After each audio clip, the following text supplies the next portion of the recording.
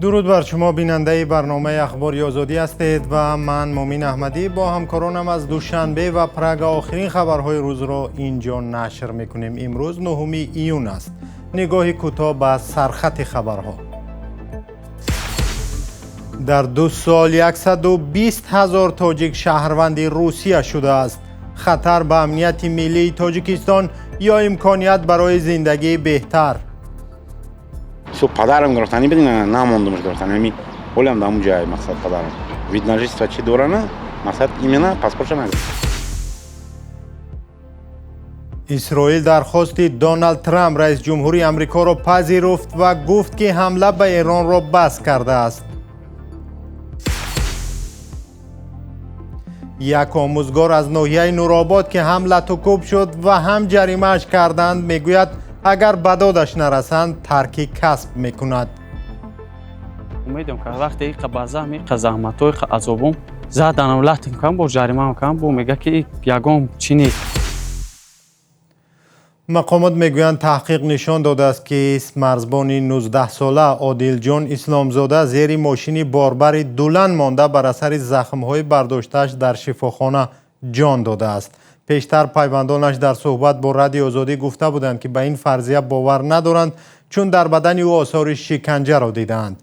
عادل جان اسلامزاده از شهر پنجکین ماه اکتبر سال 2025 برای خدمت به صف نیروهای مرزبانی در ناحیه همدانی جلب شده است. یک منبع در ریاست مرزبانی ولایت ختلان گفت حادثه روز دوم در منطقه کاکل ناحیه فرخار و در مرز با افغانستان رخ داده است که آنجا بازسازی راه جریان دارد. عادل جان اسلامزاده و چند سرباز دیگر برای پاسبانی راهسازان رفته بودند و عادل جان از نور آفتاب زیر سایه چرخ ماشین پناه برده است. راننده هم بیخبر ماشین را به حرکت درآورده او را زیر کرده است. نزدیکان عادل جان اسلامزاده ماه می امسال به رادیو آزادی گفته بودند که به فرضیه زیر ماشین ماندن او باور ندارند. مرگ سرباز 19 ساله چهارمین مورد هلاکت سربازان تاجیک در مدت کمتر از 2 ماه است. تنها در ماه اپریل امسال خبر مرگ 3 سرباز دیگر رسانه‌ای شده بود. مقامات رسمی گفتند که در 2 سال اخیر 120,000 تاجیک شهروند روسیه شدند. با وجود خبرها که روسیه نفرانی که تازه شهروندی میگیرند به جنگ ضد اوکراین جلب میکند، خواهشمندان شهروندی کم نشده است. همکارانم ارشاد سلیمانی و امیر ایسایف به مرکز مهاجرت روسیه در تاجیکستان رفتند و با آنهایی که قصد رفتن از وطن را دارند صحبت کردند. اینجا نمایندگی مؤسسه مرکز چند بخشی مهاجرت روسیه در تاجیکستان است. جایی که مهاجران قبل از سفر به روسیه گواهنامه سپردن امتحان زبان و تاریخ روس و معاینه طبی دریافت میکنند. اینها مهاجرانی هستند که تاکنون نتوانستند یا نخواستند مقام شهروندی روسیه را به دست آورند.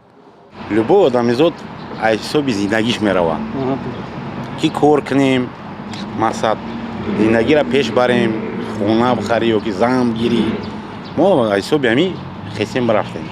قدیم جان نعیموف 18 سال تجربه مهاجرت در روسیه را دارد.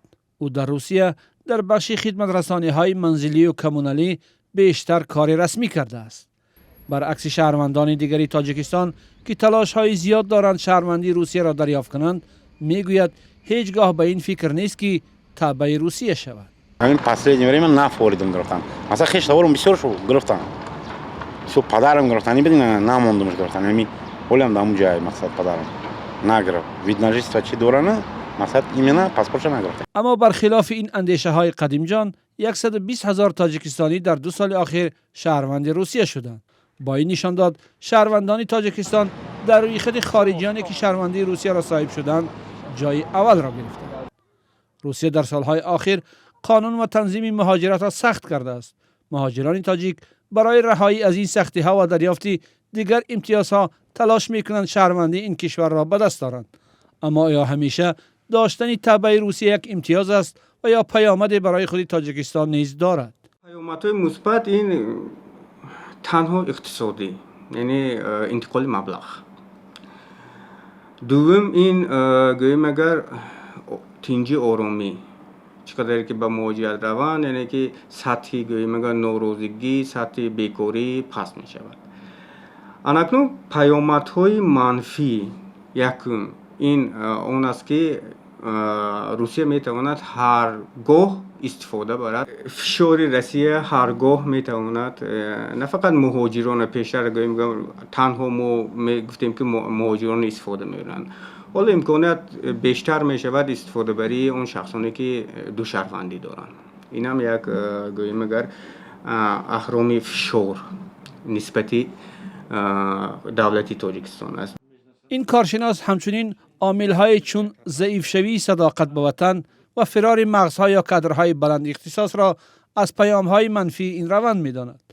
اما پروفسور رحمان الماسف با اشاره به سازشنامه دو شهروندی میان تاجیکستان و روسیه میگوید برای مهاجران تاجیک و تاجیکستان این روند از آن که خطر باشد بیشتر یک امکانیت است. پاکستان در همین سالهای اخیر از ازبکستان دیده 5 مرتبه زیاد شهروندای ما شهروند روسیه را گرفتن. برای چی؟ برای آنکه با ازبکستان اگر شهروند روسیه را گیرد، آنها باید که از شهروند ازبکستان دست کشد. از آن ما برعکس هیچ دخالت نمیکند با شهروند تاجیکستان دست کشد یا که دست نکشد. شخصانی که در روسیه حجتی شهروند روسیه دارند امکانیت زیاد دارند برای زیست و زندگانی کردن. صرف نظر از امتیازهایی که روسیه برای شهروندان نوی خود می‌دهد، به علت سطح بلند بیگانه ستیزی در این کشور آنها همانا آسیب پذیر می‌مانند. به درجه‌ای که گویا که تماما یک فاجعه وار باشد نه.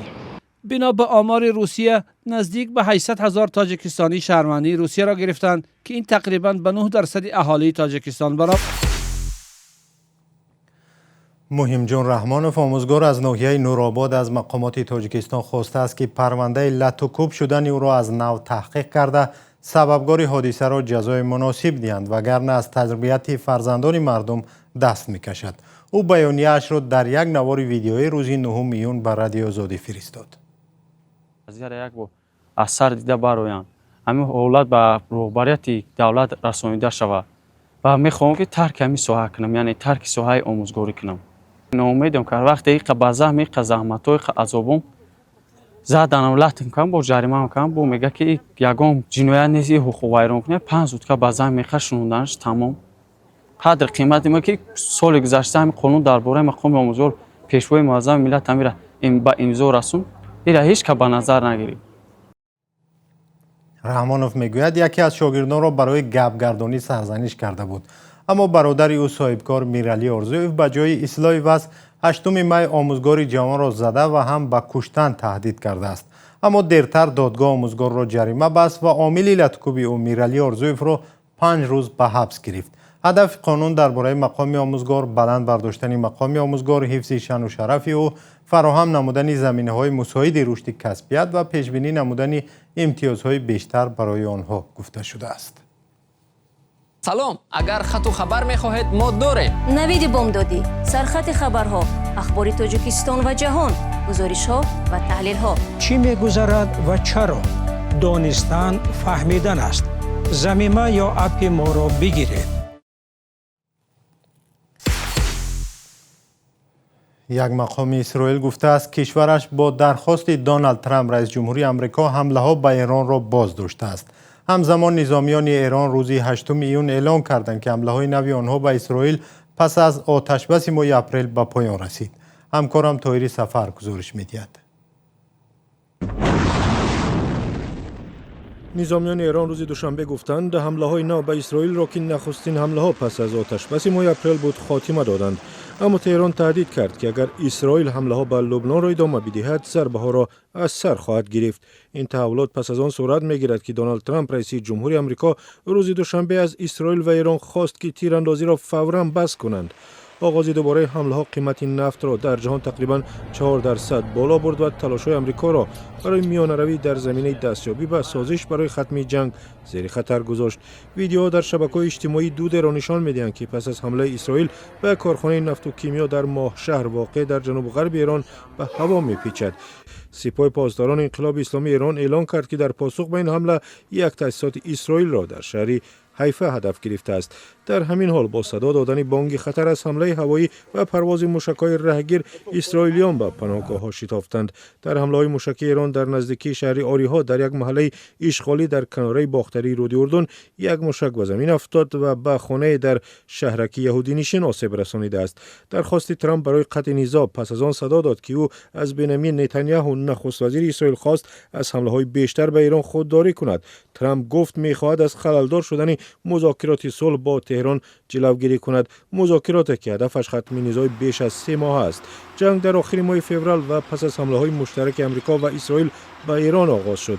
با وجود آتش‌بسی که در ماه اپریل به دست آمد، نیروهای اسرائیل جنگ را با حزب الله تحت حمایت ایران در لبنان ادامه دادند و حزب الله نیز پرتاب موشک‌ها به اسرائیل را قطع نکرد. ایران تاکید داشت که سازش آتش‌بس لبنان را نیز در بر می‌گیرد. ترامپ به اسرائیل فشار آورده است حمله‌هایش در لبنان را قطع کند تا برای سازش ختم جنگ با ایران زمینه فراهم شود. پس از حمله اسرائیل به هدف‌های حزب الله در یک محله نزدیک شهر بیروت، تهران به سوی اسرائیل موشک‌های بالستیکی انداخت. یک مقام نظامی اسرائیل گفته است که ایران از شام یک شنبه این جانب تقریباً 30 موشک بالستیکی را به سوی اسرائیل پرتاب کرده است. روز دوشنبه یک تلویزیون اسرائیل از قول مقام بلندپایه گزارش داد که اسرائیل با درخواست ترامپ حمله‌ها به ایران را باز داشته است. سخنگوی وزارت امور خارجه ایران روز دوشنبه گفت آمریکا در هر گونه اقدام اسرائیل برای حمله به ایران مسئولیت مستقیم دارد. و در افغانستان با اقدام دست زدن که اگر آن عملی شود احتمال چنگ و غبار یا بادی افغانی که همساله ساکنان تاجیکستان را اذیت میکند کم شود.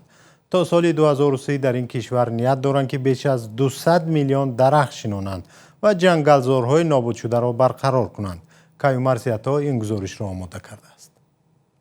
برای پرنده قفس نساز و در پیش خانه خود نیال غرس بکن. تا این درخت‌ها که فعلا مروج شده، بسیار پرنده های نوی در اینجا مهاجر شده آمده. سفیدارزار تازه بنیاد در کنار کابل، یک تلاش برای برقرار کردن جنگلزارهای افغانستان که در 3 دهه اخیر 50% نابود شده است. سازمان ملل متحد و بنیاد آقاخان از نهال شنانی در افغانستان پشتیبانی میکنند. فعلا اینمی چیزایی که در اینجا اعداد شده، درخت یا باغچه تقریبا یک نمونه است برای مردم. هر کس میاد از اینا دیدن میکنه و خوش داره که اونا هم داشته باشه. تلاش برای احیای جنگلزارها از سال 2023 در افغانستان آغاز شده است. سازمان‌های بین المللی گفتند که تا سال 2030 به مردم افغانستان کمک میکنند که تا 200 میلیون درخت شنانند.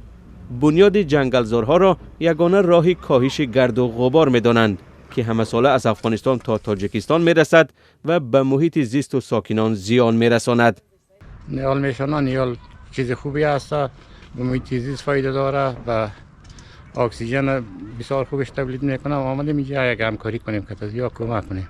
زندگی ما که سیاتی خود ماست دیگه، آلودگی هوا رو جذب میکنه دیگه، آب و هوای خاک دیگه، محیط سرسبز نگاه میکنه، سرسبزی دیگه به خاطر چوب شون چه بوده، این یک فایده دیگه.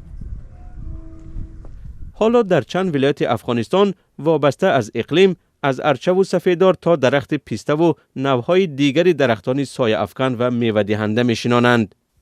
مقامات طالبان که افغانستان را نظارت میکنند به سازمانهای بین المللی وعده دادند که پیش راه درختبری را میگیرند و به مردم برای بنیاد باغ و جنگل یاری میکنند.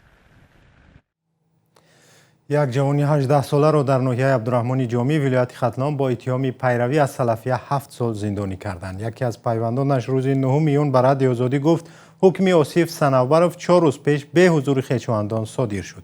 حکم را دادگاه ناحیه عبدالرحمن جامی اعلام کرده است. مصاحب ما همزمان گفت پیوندان ضد حکم دادگاه شکایت نمی‌کنند چون با منصفانه بررسی شدن قضیه آصف صنوبرов باور ندارند. در یک ماه اخیر بار دوم است که دادگاه‌های تاجیکستان چند نفر را با گمان پیروی از سلفیه از آزادی محروم می‌کنند. دادگاه شهر دوشنبه ماه می امسال 3 ساکن پایتخت را با همین اتهام به زندان فرستاد. در همین جا برنامه به پایان رسید. سپاس که ما را همراهی کردید. خدا نگهدار.